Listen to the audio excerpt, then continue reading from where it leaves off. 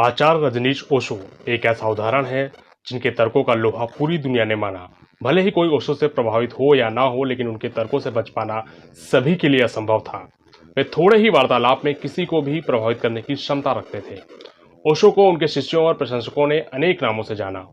उनकी विचारधारा और उनके उपदेशों के प्रति उनके अनुयायियों की श्रद्धा और विश्वास को देखते हुए वे उन्हें भगवान श्री रजनीश और आचार्य रजनीश के रूप में समर्पित थे। इससे स्पष्ट होता है कि उनका प्रभाव धार्मिक आध्यात्मिक संदर्भ में बहुत ज्यादा था। बहुत से लोगों ने उन्हें गुरु तो बहुत से लोगों ने उन्हें भगवान मानकर अपना जीवन भर अनुसरण किया। तो आज के इस वीडियो में हम जानेंगे आचार्य रजनीश के ओशो बन पूरे विश्व में चर्चित हो जाने की कहानी। तो वीडियो में अंत तक बने रहिए। आचार्य रजनीश ओशो को गुजरे लगभग 34 वर्ष बीत चुके हैं, लेकिन आज भी ओशो द्वारा लिखित बहुत सी किताबें व बहुत से वीडियो ऑडियो आपने अक्सर सोशल मीडिया के माध्यम से देखे होंगे। लोग भले ही ओशो के शिष्य ना हो, लेकिन फिर भी उनकी बातों को सुनना और पढ़ना चाहते हैं। यही कारण भी है कि उनकी किताब संभोग से समाधि की ओर सबसे ज्यादा पढ़ी जाने वाली पुस्तकों में से एक है। उनके भाषण लोगों का जीवन और सोच बदल देने वाले हैं। आज ओशो के आश्रम में उनके शिष्यों द्वारा उनकी सोच को आगे बढ़ाया जा रहा है और आज भी ऐसे बहुत से लोग हैं जो ओशो के फॉलोअर हैं। बड़े बड़े महात्मा और सेलिब्रिटी भी ओशो की बातों व उनके तर्कों को समझते हैं और उन्हें पूरा सम्मान देते हैं। बात अगर ओशो के जन्म की करें तो उनका जन्म भारत के मध्य प्रदेश राज्य के रायसेन शहर के कुचवाड़ा गांव में हुआ था। उनका शुरुआती नाम चंद्रमोहन जैन था, लेकिन आध्यात्मिक गुरु बनने के बाद उन्हें रजनीश ओशो के नाम से पूरे विश्व में जाना गया। बात अगर ओशो में लोगों की दिलचस्पी की जाए तो उसका सबसे बड़ा कारण यह था कि ओशो ने किसी परंपरा, दार्शनिक विचारधारा या धर्म का हिस्सा बनकर रहने की प्रेरणा कभी नहीं दी। उन्होंने जो है जैसा है उसे स्वीकार करने की प्रेरणा दी और धर्मवाद व जातिवाद का कड़ा विरोध भी किया। उन्होंने रूढ़वादियों को अपने तर्कों से कई बार शून्य पर ला दिया, जिससे उनके बहुत से विरोधी भी बने और बड़ी मात्रा में ओशो विरोध के कारण भी चर्चा में रहे हैं। खासकर जब उन्होंने सेक्स पर खुलकर अपने विचार रखने शुरू किए तो एक तरफ तो लोग उनसे जुड़कर इन बातों को समझने की कोशिश कर रहे थे, लेकिन वहीं दूसरी तरफ उनका विरोध भी लगातार बढ़ता जा रहा था। रजनीश ओशो के कॉलेज के दिनों का एक हिस्सा खासा चर्चा में है, जब वह पूरे शहर में इतने बदनाम हो गए कि कोई कॉलेज उनका दाखिला लेने को तैयार नहीं था। जब 1951 में बीए पास करने के बाद ओशो ने जबलपुर के हितकारणी कॉलेज में दाखिला लिया तो दर्शन शास्त्र के एक प्रोफेसर से उनकी ठन गई। वो लेक्चर के दौरान उनसे सवाल पूछते थे, प्रोफेसर जवाब देते देते तंग आ गए। समय पर अपना कोर्स पूरा नहीं कर पाते थे। आखिरकार जब प्रोफेसर से बर्दाश्त नहीं हुआ तो उन्होंने प्रधानाचार्य को अल्टीमेटम दे दिया कि उस कॉलेज में या तो वे रहेंगे या चंद्रमोहन जैन। प्रधानाचार्य ने चंद्रमोहन को अपने दफ्तर में बुलाकर कॉलेज छोड़ देने के लिए कहा। हालांकि उन्होंने माना कि इस प्रकरण में उनकी कोई गलती नहीं है, लेकिन वो नहीं चाहते कि इस मुद्दे पर उनके कॉलेज के वरिष्ठ प्रोफेसर अपने पद से इस्तीफा दे दें। चंद्रमोहन ने इस शर्त पर कॉलेज छोड़ने का फैसला किया कि प्रिंसिपल उनका दाखिला कहीं और करवा देंगे। अब तक रजनीश इतने कुख्यात हो चुके थे कि शुरू में हर कॉलेज ने उन्हें अपने यहाँ रखने से इनकार कर दिया। बाद में बड़ी मुश्किल से डीएन जैन कॉलेज में उनका दाखिला हो पाया। जैसे तैसे पढ़ाई पूरी करने के बाद उसको 1957 में रायपुर के संस्कृत विश्वविद्यालय में प्रवक्ता बने और फिर 1960 में वो जबलपुर विश्वविद्यालय में दर्शन शास्त्र के प्रोफेसर बन गए। उनको उस जमाने में एक तेज तर्रार अध्यापक माना जाता था। हालांकि वे एक अच्छे शिक्षक थे, लेकिन अध्यात्म में अत्यधिक रुचि होने के चलते वे अपनी कक्षाओं में ही अध्यात्म चर्चा शुरू कर देते थे। कई बार विषय से एकदम दूर हो जाते। ऐसे में इन्हीं चर्चाओं को अब कॉलेज के बाहर भी करने लगे। धीरे धीरे उनके बयान, जो ज्यादातर राजनीति, धर्म और सेक्स पर होते थे, अब हर किसी की जुबान पे था। लिहाजा अब उन्हें कॉलेज छोड़ना पड़ा। कॉलेज छोड़ने के बाद अब ओशो पूरी तरह से अध्यात्म में रम गए और 1969 में उन्होंने मुंबई में अपना मुख्यालय बनाया और आध्यात्मिक चर्चाओं के दौर में उनसे मिली लक्ष्य उनकी प्रमुख सहायक के रूप में नजर आने लगी। ओशो ने शुरू से ही सदियों से चली आ रही धार्मिक धारणाओं और कर्मकांडों के खिलाफ अपनी आवाज उठाई। एक आध्यात्मिक गुरु के तौर पर ओशो ने माना कि संगठित धर्म लोगों का आध्यात्मिक ज्ञानोदय के बजाय लोगों में विभाजन का जरिया बन गया है। उनकी नज़र में धर्म कुरीतियों का शिकार होकर अपनी जीवन शक्ति को खो चुका है। ओशो ने धर्म और राजनीति को एक ही सिक्के के दो पहलू माना, जिसका एकमात्र उद्देश्य लोगों पर नियंत्रण करना है। उन्होंने पूर्वी दर्शन और फ्रॉड के मनोविश्लेषण का अद्भुत समन्वय लोगों के सामने पेश किया। खुले शब्दों में सेक्सुअल लिबरेशन की वकालत की।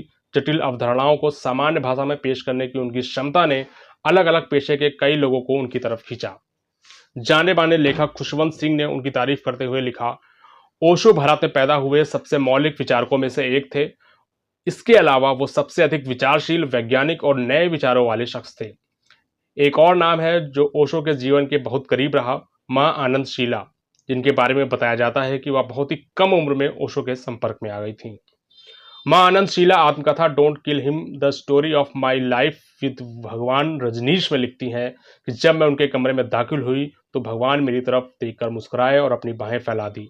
उन्होंने मुझे अपने सीने से लगाया, बहुत धीरे से मेरा हाथ पकड़ लिया, मैंने उनकी गोद में अपना सिर रख दिया। थोड़ी देर बाद जब मैं चुपके से उठकर जाने लगी तो उन्होंने मुझे फिर बुला लिया और कहा, शीला कल तुम 2:30 बजे मिलने आओगी।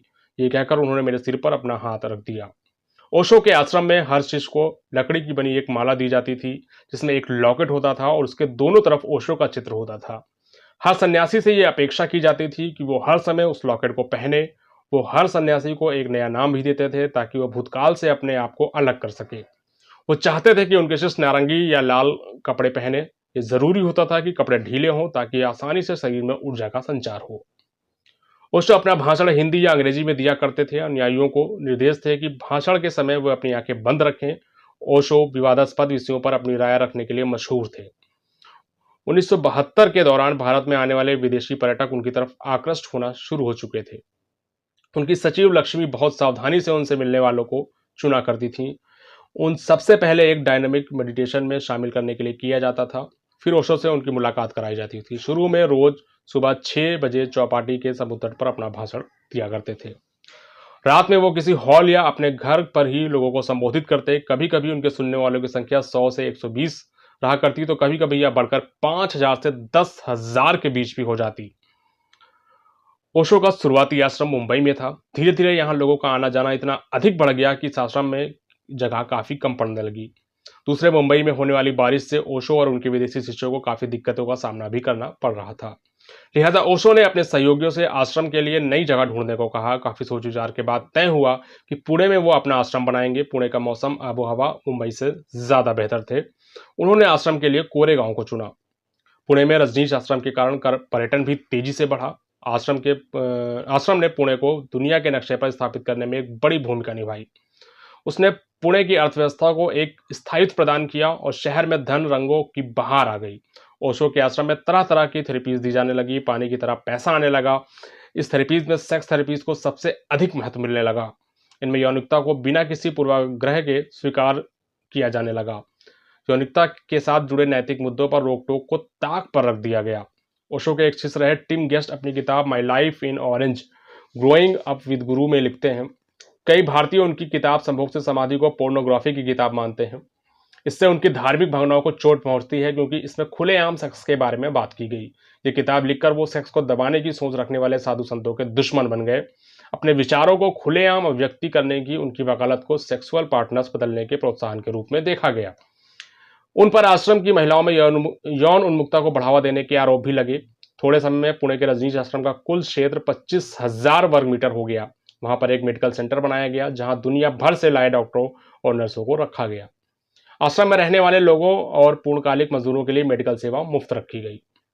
ओशो के बारे में आनंदशीला लिखती हैं, ओशो नहीं चाहते थे कि उस संकुचित जगह पर नवजात बच्चों को रखा जाए, इसलिए सन्यासियों को गर्भवती होने के लिए हतोत्साहित किया जाता। ओशो ने आश्रम के कई पदाधिकारियों से गर्भ निरोधक ऑपरेशन कराने के लिए कहा क्योंकि गर्भवती महिलाएं बच्चा और पैदा हुए बच्चे आश्रम के लिए समस्या बन सकते थे। आश्रम के अंदर बच्चे पैदा करने पर मनाही थी, न ही गर्भवती महिलाएं आश्रम के अंदर रह सकती थी। ओशो अक्सर यौन रिप्रेशन की बात करते, इसलिए सन्यासी खुला सेक्स जीवन जीते थे, जिसकी वजह से आश्रम में संक्रामक यौन रोग बढ़ने लगे। कुछ सन्यासियों के तो 1 महीने में 90 के करीब यौन संपर्क देखे गए। आनंदशीला लिखती हैं, मुझे आश्चर्य होता है कि इतने व्यस्त दिन के बाद भी सन्यासियों को सेक्स के लिए किस तरह समय मिल जाता था। इस बीच ओशो की बीमारियां भी बढ़ने लगी थी। उनके एलर्जी, अस्थमा और पीठ में दर्द बढ़ गया। जब उनका मधुमेह बढ़ा तो उन्होंने अपने निवास से निकलना और भाषण देना भी बंद कर दिया। उनकी आंखें कमजोर होती चली गईं। किताब पढ़ने के बाद उनके सिर में दर्द रहने लगा। उन्हें परफ्यूम से बहुत एलर्जी थी। आनंदशीला लिखती हैं, हमें उन लोगों को उनके पास जाने से रोकने में बहुत मशक्कत करनी पड़ती थी जिन्होंने सेंट लगाया होता था। सुबह और शाम के भाषणों से पहले श्रोता के शरीर को सूंघा जाता था कि कहीं उसने कोई परफ्यूम तो नहीं लगाया। पुणे में ओशो का आश्रम बहुत अधिक सफल रहा। वहां उन्होंने काफी अच्छे दिन देखे, लेकिन फिर कुछ समय बाद पुणे से भी ओशो का दिल भर गया। उन्होंने अमेरिका में ओरेगन में एक आश्रम बनाने की योजना बनाई जिसमें हजारों लोग एक साथ रह सके। 31 मई 1981 को वो मुंबई से अपने नए आश्रम के लिए रवाना हुए। जहाज की सभी फर्स्ट क्लास सीटें उनके और उनके निकट सहयोगियों के लिए बुक थीं। उनके पास उनके 2,500 आश्रमवासियों ने भी अमेरिका का रुख किया।